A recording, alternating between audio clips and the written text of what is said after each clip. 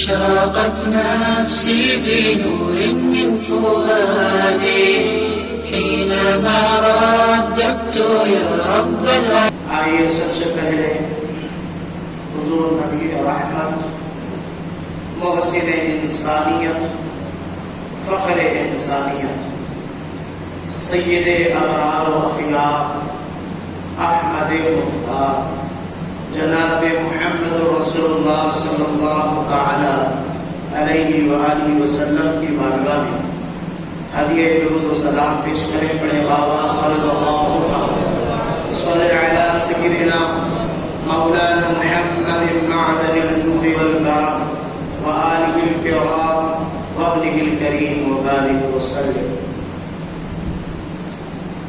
آج محرم الحرام کی 23 تاریخ ہے اور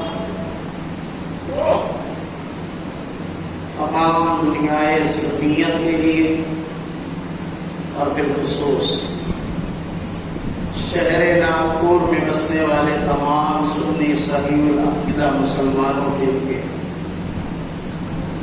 یہ وقت بہت خوش بختی کا اور بہت فرحت کا ہے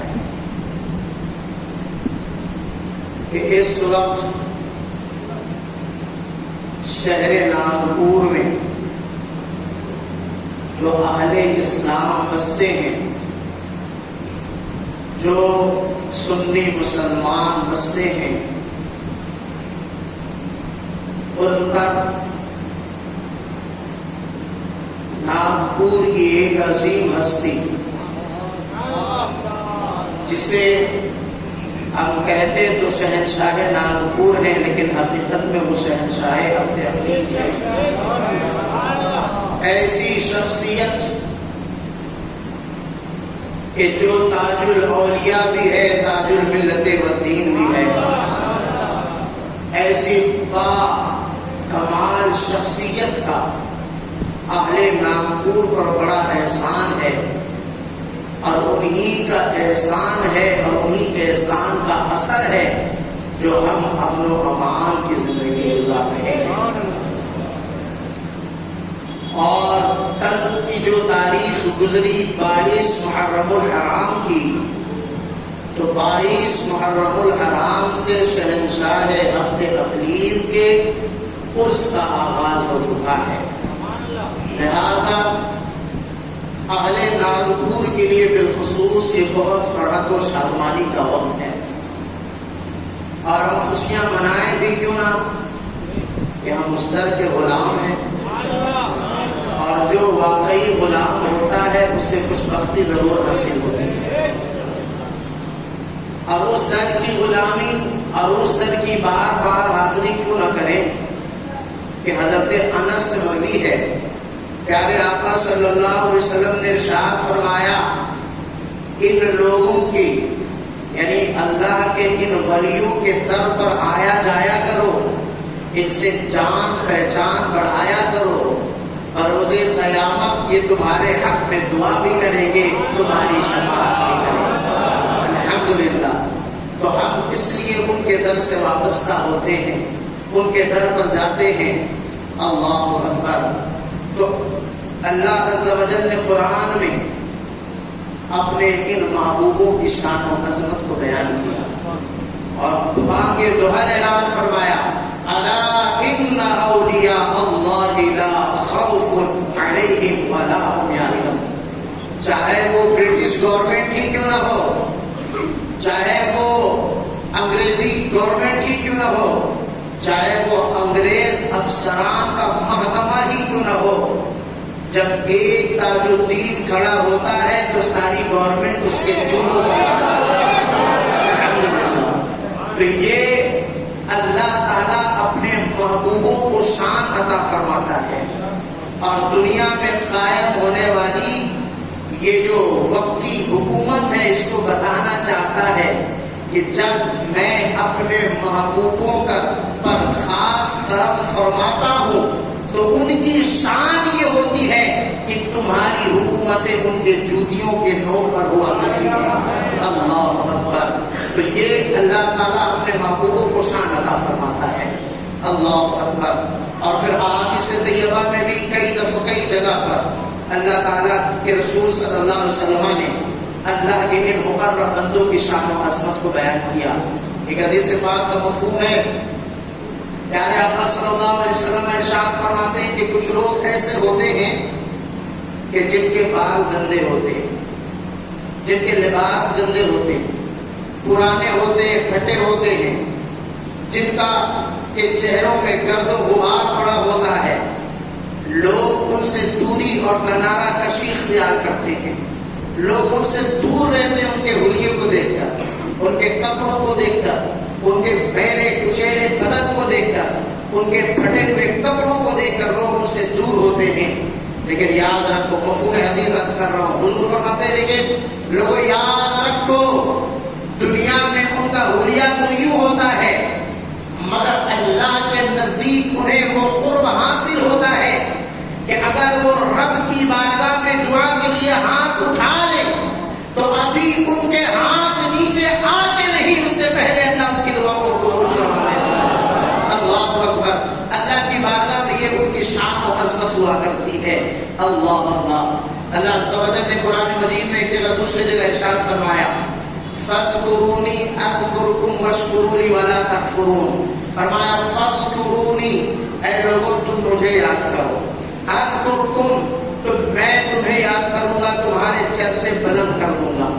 فرمان علماء نے نقل کیا کہ جب اللہ عز و جل کسی اپنے بندے کو محبوب بنا لیتا ہے اور اس سے محبت فرماتا ہے تو اللہ تعالیٰ حضرت جبریل کو بارگاہ میں اپنے جو طلب فرما، اللہ تعالیٰ حضرت جبریل کو ارشاد فرماتا ہے اے جبریل میں دنیا کے فلاں شخص سے محبت کرتا ہوں، لہٰذا تو بھی اس سے محبت کر، اور پورے آسمان میں اس بات کی صدا لگا دے کہ اللہ اس سے محبت کرتا ہے، لہٰذا ہے آسمان والوں تم بھی اس سے محبت کرو.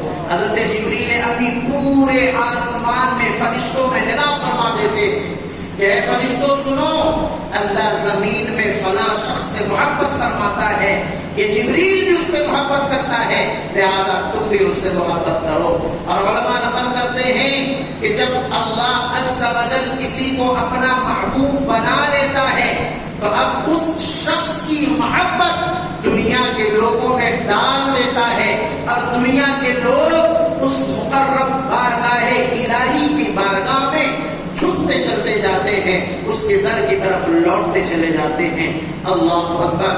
تو یہ اللہ کے محبوب ترین بندوں کا حال ہے. اب یہاں پر میں ایک عرض بات کرتا چلوں، یہ اللہ کے محبوبوں کی شان ہے کہ اللہ تعالیٰ ان کی عظمتوں کو بلند فرما دیتا ہے، ان کے ذکر کو بلند کر دیتا ہے، اس لیے کہ وہ ہمہ وقت اللہ کے ذکر میں گزارتے ہیں. ان کا ہر لمحہ اللہ کی عبادت، ریاضت، اللہ کے ذکر میں گزرتا ہے، اس لیے اللہ تعالیٰ ان کے ذکر کو بلند فرما دیتا ہے.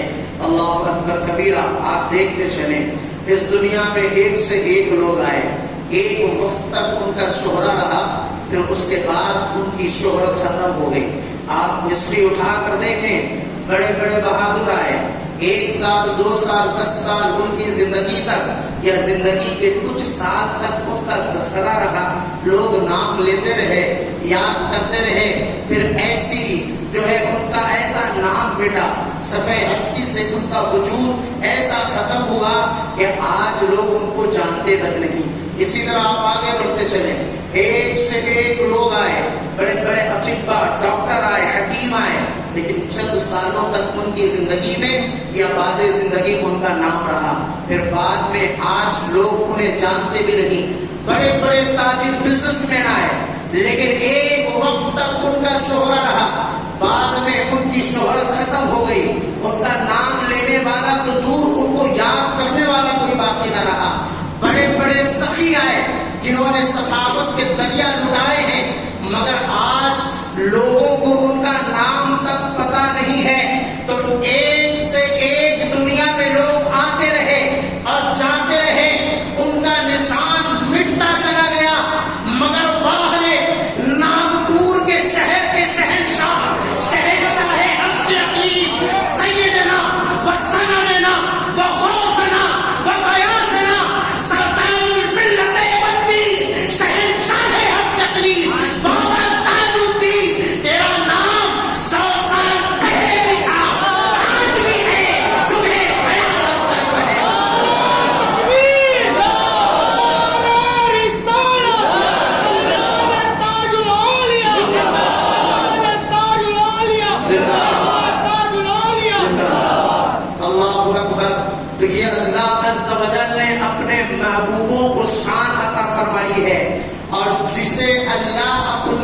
اب جسے اللہ تعالیٰ شان عطا فرما دے پھر اس سے کوئی شان لے نہیں سکتا. آج کچھ لوگ ہوتے ہیں, ہم جب یوں ڈٹ کے شان بیان کرتے, کچھ لوگوں کو تکلیف ہوتی ہے, ہم کہتے ہیں تم اس تکلیف سے محسوس مت کرو, اس تکلیف کو محسوس کر کے مر جاؤ, ختم ہو جاؤ. لیکن اللہ والوں کی جو شان ہے ہم کل بھی ایسے بیان کرتے تھے, آج بھی کریں گے, اور انشاءاللہ صبح قیامت تک بیان کرتے رہیں گے. الحمدللہ, کیونکہ ہم نے کرامات اولیاء کے ثبوت پر پچھلی نشست میں مکمل بحث سماعت کر لی ہے کہ کرامت حق ہے اور اللہ والوں کی شان بھی حق ہے. اللہ اکبر. تو یہ اب دیکھیں سرکار تاج الاولیاء کو اتنی عظمت, آپ کا ڈنکا اتنا کیسے بج رہا ہے کہ بچہ بچہ بھی آپ پر قربان ہے, آپ کا نام لیوا ہے. اللہ اکبر. تو آپ اٹھا کر دیکھیں سرکار تاج الاولیاء کی سیرت کو. اللہ اکبر. اللہ کا ذکر کیسا کیا, اللہ کا ذکر کیسا کر رہے ہیں. جب آپ کی عمر 12 سال کی ذکر کی جاتی ہے, اپنے گھر بار کو چھوڑ دیا, اور گھر بار چھوڑ کر بستر کے جنگل میں جو آج چھتیس گڑھ کا ایک علاقہ ہے, سرکار تاج الاولیاء وہاں تشریف لے جاتے ہیں, اور مسلسل 2 سال بڑی انہمام کے ساتھ, مکمل توجہ کے ساتھ اللہ کے ذکر میں, اللہ کی عبادت میں ایسے مصروف ہوتے ہیں کہ اپنے وقت کے بڑے بڑے جادوگر بھی آ کر سرکار تاج الاولیاء کی توجہ بھٹکانا چاہتے ہیں, مگر سرکار تاج الاولیاء پر اللہ کا ایسا خاص کرم ہوا ہے کہ سرکار تاج الاولیاء پر ان جادوگروں کے جادو کا بھی اثر نہیں ہوتا, اور وہ لمحہ کے لیے بھی اپنے رب, اپنے پروردگار کے ذکر سے غافل نہیں ہوتے ہیں. اللہ اکبر. جب سرکار تاج الاولیاء نے یوں اپنے مالک حقیقی کا ذکر کیا ہے, اللہ نے وہ عظمت عطا کی ہے کہ صبح قیامت تک لوگ ان کے نام کا ذکر کرتے رہیں گے. اللہ اکبر. یہ اللہ تبارک و تعالیٰ نے اپنے اس محبوب کو شان عطا کی ہے. مگر ہم اولیاء اعظام کی بات کریں اور ان کو کتنی شانیں عطا کی گئی ہیں تو حدیث پاک سماعت کریں, اور انشاءاللہ وہ حدیث سماعت کریں گے, اور حدیث کے ضمن میں سرکار تاج الاولیاء کی سیرت سنیں گے انشاءاللہ الرحمن. حدیث بخاری شریف کی ہے, کتاب الرقاق باب التواضع میں ہے. پیارے آقا صلی اللہ علیہ وسلم ارشاد فرماتے ہیں کہ اللہ تبارک و تعالیٰ نے ارشاد فرمایا, حدیث قدسی ہے, فرمایا من عاد لی ولیا فقد آذنتہ بالحرب. سنو, اللہ فرماتا ہے میرے محبوبوں کی شان کیا ہے, من عاد لی ولیا فقد آذنتہ بالحرب. جو میرے کسی ولی سے دشمنی مول لے لیتا ہے, فقد آذنتہ بالحرب, تو میں اس سے جنگ کا اعلان کرتا ہوں. اللہ اکبر. حدیث پاک کا مفہوم ہے, اللہ تبارک و تعالیٰ فرماتا ہے کہ میرا محبوب فرائض انجام دیتا چلا جاتا ہے, میں اسے اپنا قرب دیتا جاتا ہوں. وہ نوافل بھی ادا کرتا ہے, میں اسے اپنا قرب دیتا جاتا ہوں اور اسے اپنا محبوب بنا لیتا ہوں. فَإِذَا أَحْبَبْتُهُ, فرماتا ہے اللہ تعالیٰ کہ جب میں اسے اپنا محبوب بنا لیتا ہوں, فرمایا فَكُنْتُ سَمْعَهُ الَّذِي يَسْمَعُ بِهِ, میں اس کے کان بن جاتا ہوں جس سے وہ سنتا ہے. وَلِسَانَهُ الَّذِي يَتَكَلَّمُ بِهِ, میں اس کی زبان بن جاتا ہوں جس سے وہ بولتا ہے. وَبَصَرَهُ الَّذِي يُبْصِرُ بِهِ, میں اس کی آنکھیں بن جاتا ہوں جس سے وہ دیکھتا ہے. وَيَدَهُ الَّتِي يَبْطِشُ بِهَا, میں اس کے ہاتھ بن جاتا ہوں جس سے وہ کام انجام دیتا ہے. وَرِجْلَهُ الَّتِي يَمْشِي بِهَا, میں اس کے پاؤں بن جاتا ہوں جس سے وہ چلا کرتا ہے. اللہ اکبر. اب اللہ تعالیٰ تو جسم سے پاک ہے, اللہ تعالیٰ کو کان بننے سے پاک ہے. امام راضی فرماتے ہیں حدیث کا مفہوم یہ ہے, اللہ نے فرمایا فَكُنْتُ سَمْعَهُ الَّذِي يَسْمَعُ بِهِ وَلِسَانَهُ الَّذِي يَتَكَلَّمُ بِهِ, میں اس کے کان بن جاتا ہوں جس سے سنتا ہے, میں اس کی زبان بن جاتا ہوں جس سے وہ بولتا ہے.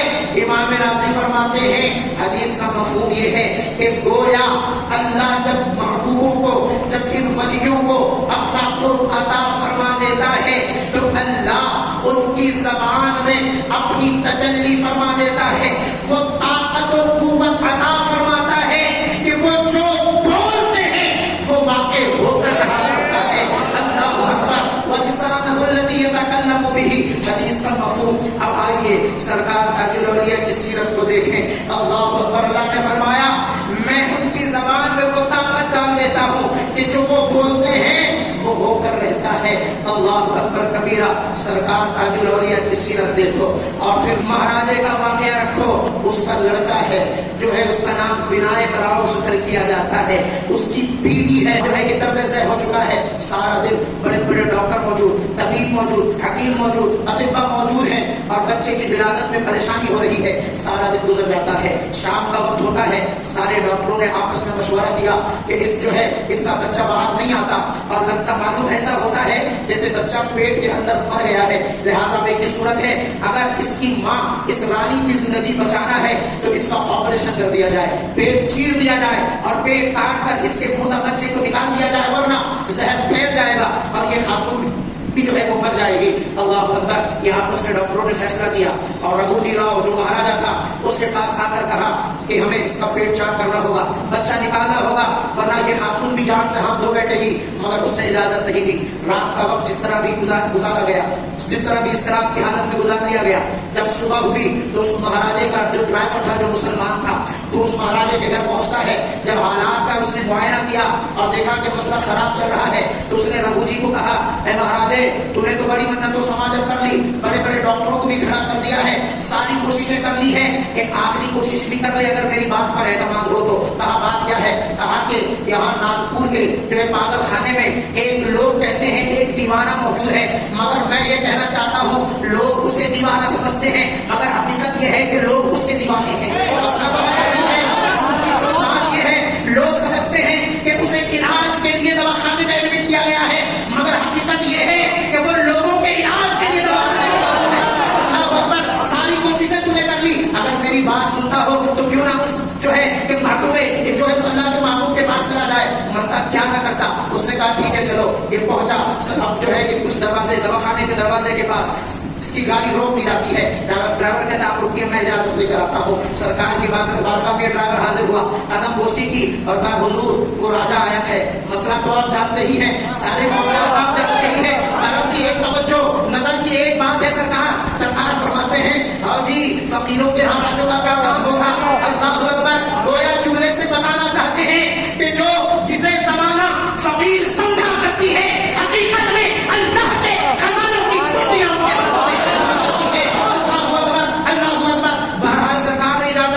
یہ وقت کا راجا ہے, سرکار تاج الاولیاء کے قدموں میں گرا ہے. وہ بتانا مقصود ہے کہ دنیا کی حکومت چاہے کتنی بڑی کیوں نہ ہو, اللہ جسے نوازتا ہے اس کی جوتیوں کے نوک میں اللہ اکبر کبیرہ. سرکار کی بارگاہ میں حاضر ہے, سارا ماجرا سنا دیا. سرکار تاج الاولیاء نے فرمایا ادھر کیا کرتے جی, محل کو جاتے, لڑکا ہوتا, خوشیاں مناتے. ڈرائیور بھی بڑا سنی تھا, ٹائم نکال کر روایت میں ہے کہ اس نے گھڑی نکال کر وقت دیکھا. جب واپس پہنچے گھر میں شادیاں جو ہے کہ وہ خوشیوں کے گیت گائے جا رہے ہیں, لوگ ایک دوسرے کو وہ جو ہے کہ بچے کی ولادت کی خوشخبریاں دیتے جا رہے ہیں. جب اندر داخل ہو کر ڈاکٹروں سے وقت پوچھا گیا اور ڈرائیور نے جو نوٹ کیا تھا اس نوٹ کو ملایا گیا, اللہ کی قسم ایک سیکنڈ بھی جس وقت تاج الاولیاء نے کہا لڑکے گھر میں لڑکا پیدا ہوتا اسی وقت گھر میں لڑکا پیدا ہوا.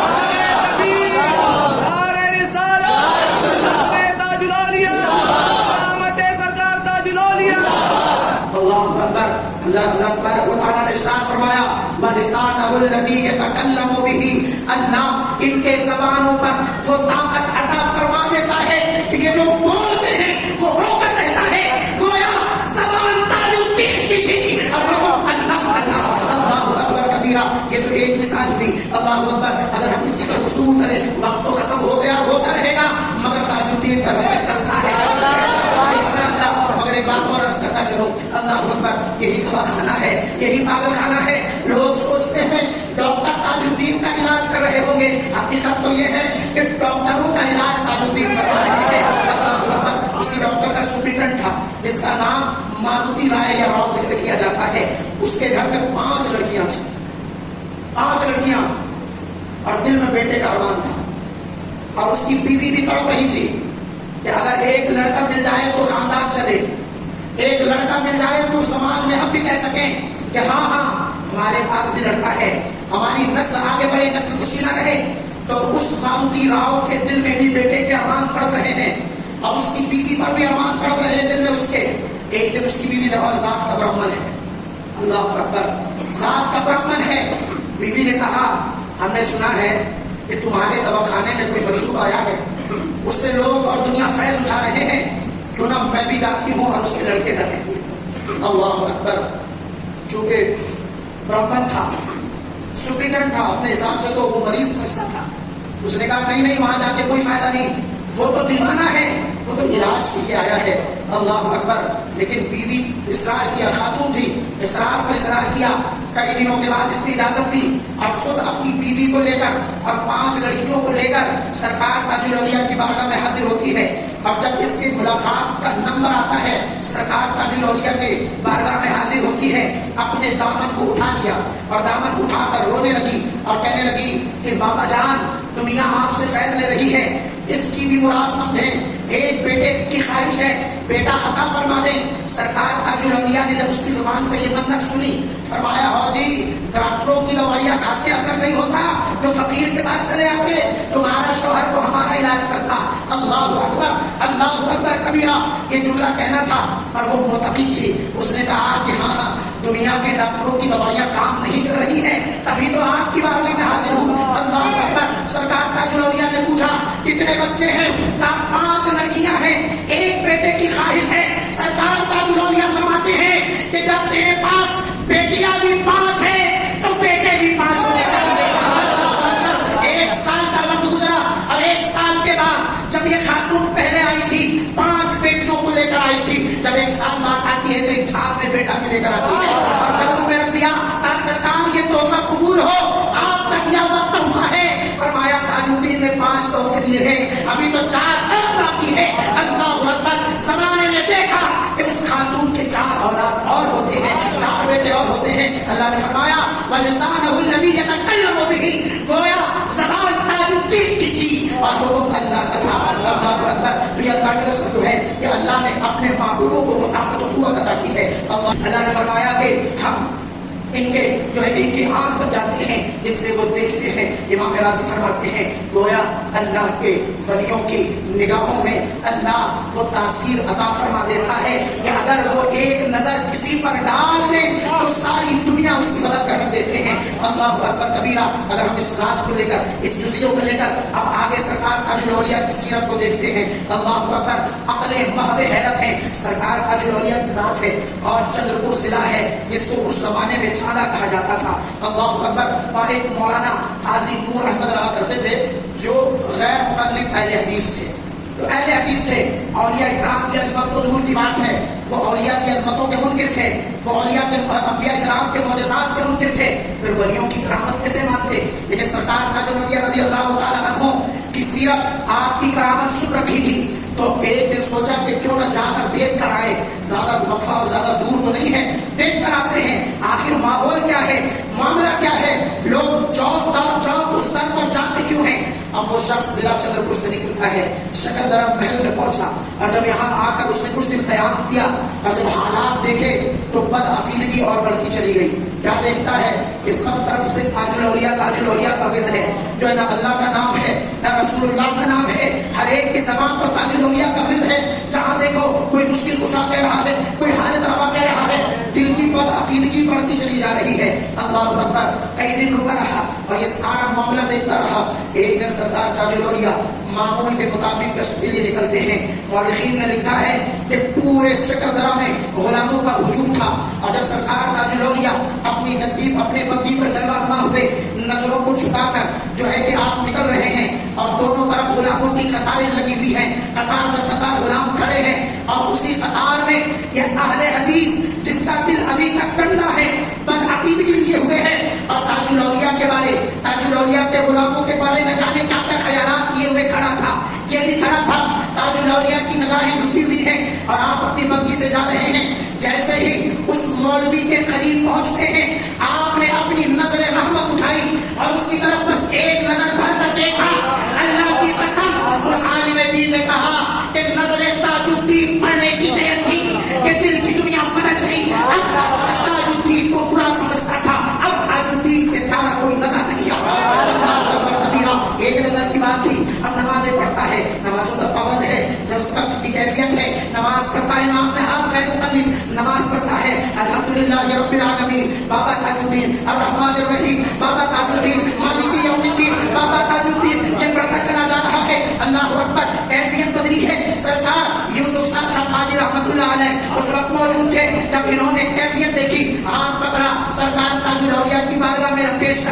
سرکار تاج الاولیاء کی بارگاہ میں پیش کیا. کچھ کہنا ہی چاہتے تھے کہ سرکار تاج الاولیاء نے پہلے ہی ارشاد فرما دیا حاجی مولانا نماز صحیح پڑھتے ورنہ ہڈی توڑ کے رکھ دیتا. اللہ اکبر. یہ نصیحت فرمائی اور بتا دیا تاج الدین وہ ہے کہ اگر نظریں اٹھا کر دیکھیں دنیا اللہ فرماتا ہے کہ ہم ان کی آنکھیں بن جاتے ہیں جس سے وہ دیکھا کرتے ہیں. اللہ اکبر. تو اللہ نے اپنے محبوبوں کو وہ شان عطا فرمائی ہے کہ اگر وہ کچھ فرما لیتے ہیں وہ آن کے آن میں ہو کر رہتا ہے. اللہ اکبر. اللہ نے وہ عظمت عطا کی ہے شہنشاہ عبد الحلیم کو کہ 100 سال پہلے بھی